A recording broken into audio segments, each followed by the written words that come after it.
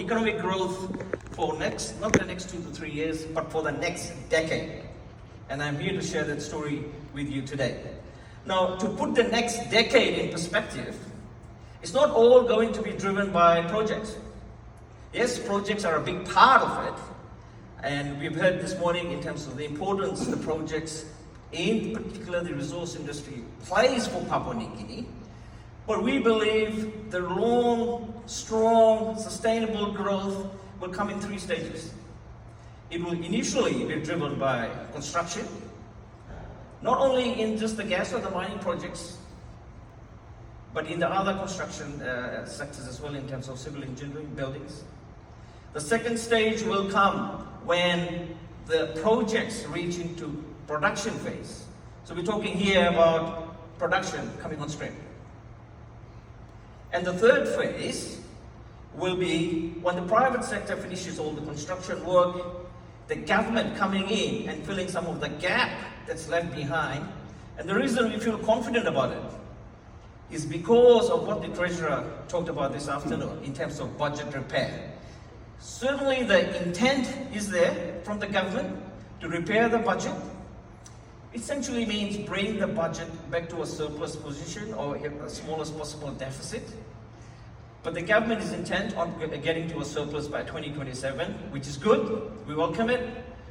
And then eventually retire all debt by 2034. Now, when that happens, notwithstanding that the government will exercise their back-end rights to some of these projects, that will perhaps put some sort of a strain on the cash flow. Despite all of that, the government will be in a very good position to invest in infrastructure, the core government services that the Papua New Guineans deserve, and unlock the potential it has in lots of other industry sectors, the non-resource economy.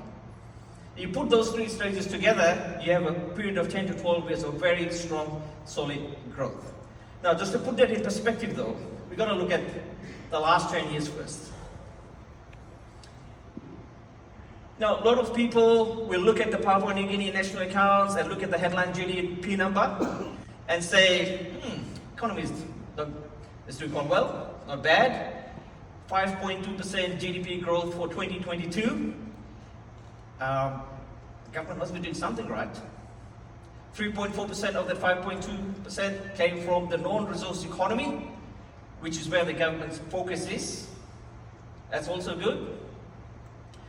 But really, for the here and now, Papua New Guinea's strength is in its resource industry. And unless and until you make significant investments in this sector, Papua New Guinea has been lucky, given the discoveries have been quite significant. It's bringing those discoveries to the market. That's where Papua New Guinea has lagged over the last 10 years. Surely, there are negotiations happening, and as I say in the banner, project negotiations can sometimes take time. In 2019, the gas agreement for Papua LNG was signed, but then the new government came in, which is well within their right, to review the gas agreement, and that took a while. So while those negotiations were happening, there was not a lot of business investment in any of the resource discoveries. And that basically meant that Papua New Guinea had a situation of very soft, weak growth. Now, if you take an average growth for the last 10 years, it comes to about 3.8% per annum. But the last 10 years does take into account 2014 and 2015 when PNG LNG gas came on stream. That put GDP up by 10 to 15%. Take those 2 years out, over the last 8 years, PNG's economy really only grew by 2.6%. Which is not good enough if you've got a population growing by higher than 2.6%.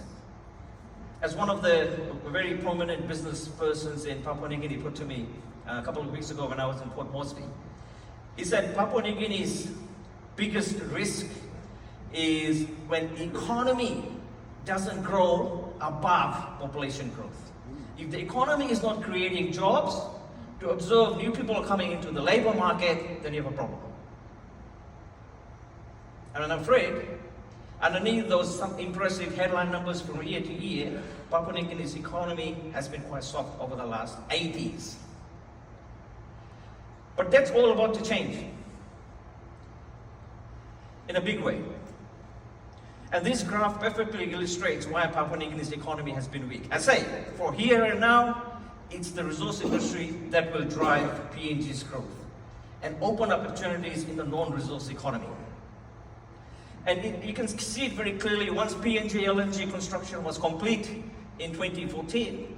There wasn't any other major project, even half of the size of PNG. We all know PNG LNG was a big project, $19 billion US, to fill that gap. And as a result, we have had the 10-year period without any major project, and the economy, as I said, grew by only 2.6% per annum, not good enough. But coming up, because of project negotiations and delays in project commencements, PNG now can look forward to a cluster of projects happening at once. So the weakness over the last 10 years, or 8 years in particular, has given strength to the next upswing that Papua New Guinea will experience. We all know about the gas projects. We heard from Thomas this morning. He said first gas in 2028. And it takes 4 years. That project has a 4-year construction phase, so you can be fairly confident that that project will commence in 2024. Second half of 2024, most likely, FID first half of 2024. So that project looks like it's keeping to its milestone for a commencement sometime in 2024. And we've already heard this morning that Porgera Gold Mine will start on the 22nd of December. And that's a vote of confidence in the government, that it can do deals with the private sector. So with Porgera restarting, Papua LNG probably commencing in the second half of next year, and Wafi Walpo soon after, we're looking at 3 quite big projects happening at once.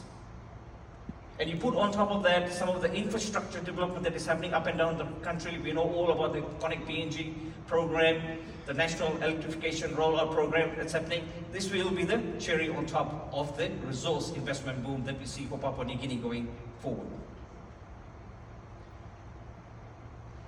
Now, that will be the construction phase. Now, once construction is over, you don't get GDP growth falling off a cliff, do you?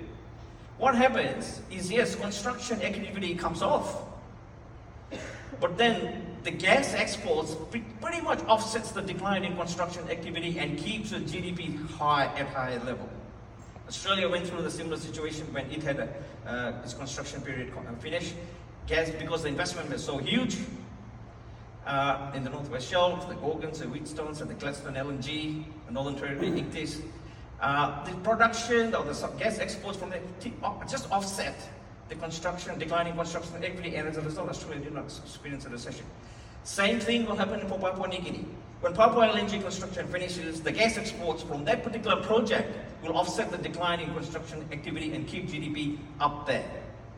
But the good news for Papua New Guinea is that PNG gas starts construction. So construction doesn't really fall off anyway. So you've got construction staying at a high level for another 4 years, but gas exports on top of it.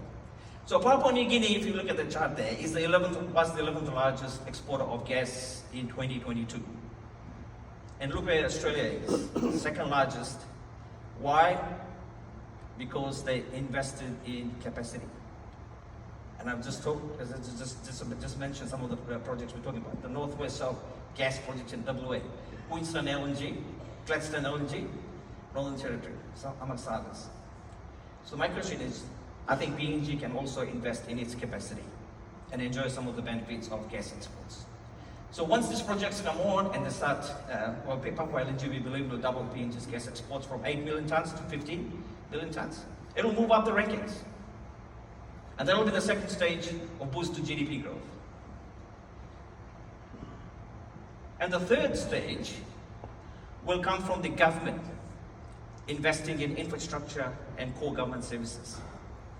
Now, we all know that Papua New Guinea has got great potential in agriculture, but its share of exports in the global market has been declining for a number of years. And it's not just roads and electricity and the utilities will fix the agriculture declines in agriculture volumes. There's a lot of work that can go in now to help the farmers, the smallholders, the plantation owners extract more yields from their crops. So a bit of technology, training, planting materials, those things can help now. But eventually it will have to be infrastructure, your roads, to bring products in the remote areas to market. So for them, farmers to access the market, it will be roads, and the government's wanting to provide freight subsidies anymore for those projects. But the governments have to be in a better position financially to be able to fund these projects.